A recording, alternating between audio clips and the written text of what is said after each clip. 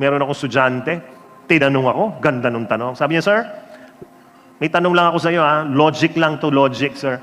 Why do we still need to go to confession when we know we will repeat the same sins again?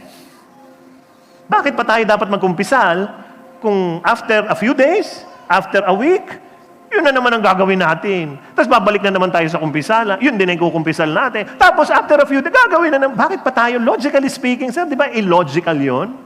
Ba't pa natin kailangan bumalik at magkumpisal? Gusto niyo malaman ang sagot ko? Gusto niyo malaman? I finished theology, masters in theology. I finished it magna cum laude. Ang talino ko. Grabe. Ang dami kong alam. Ilang beses ko na binasa ang Biblia. Kaya nung tinanong niya akong ganyan, di ba sir, ba't kailangan magkumpisal? Tapos gagawin mo rin kasalanan mo, kukumpisal ka ulit. Alam niyo sagot ko sa kanya? Sabi ko sa kanya, oo nga. Oo nga, no? Sabi ko, oo, no? Oo nga. Pagkatapos mo magkumpisal, ulitin mo na naman. Tapos kukumpisal ka, ulit ka na naman. Oo nga, tama ka. Sabi ko, grabe, no? Tapos sabi ko, uy, ano rin pala? Huwag ka na rin kumain. Ay, bakit sir? Mahugutom ka rin. Huwag ka na kumain, ha? Ay, di ba magugutom? Kakain ka, mahugutom ka. Kakain ka na naman, mahugutom. Huwag ka na rin maligo. Mangangamoy ka rin eh. Tapos maliligo ka. Di ba? Nagets niya. Ngumiti na lang. Pero sabi ko, can I answer you in a deeper way? And this is also my answer to you if you're asking, Lord, dami kong palpak ko. Buong linggo. Kakaumpisa pa lang ng taon. Nangako ako sa iyo. Wala na kaagad. Ito na naman ako. Kakahiya na ako, Lord. Paulit-ulit na lang. Hindi logical, Lord. Oo. Kasi si Lord, di siya nagpa-function masyado sa logic natin eh. His love is illogical and His love is unstoppable.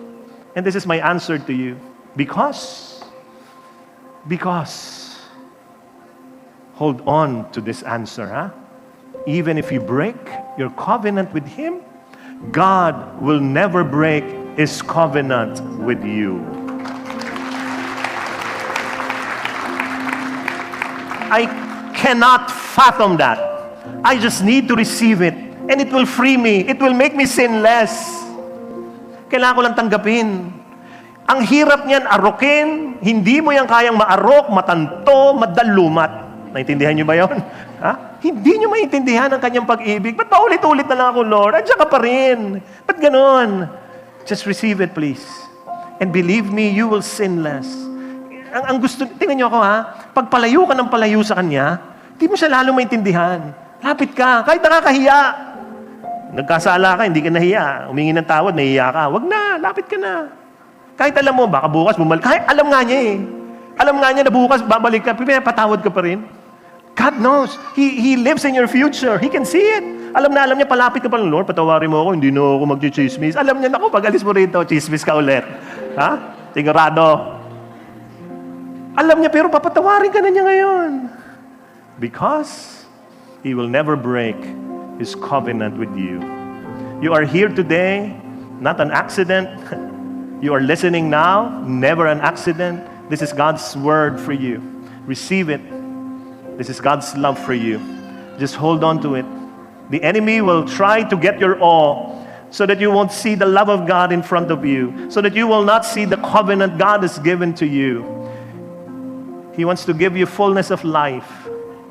Receive it today.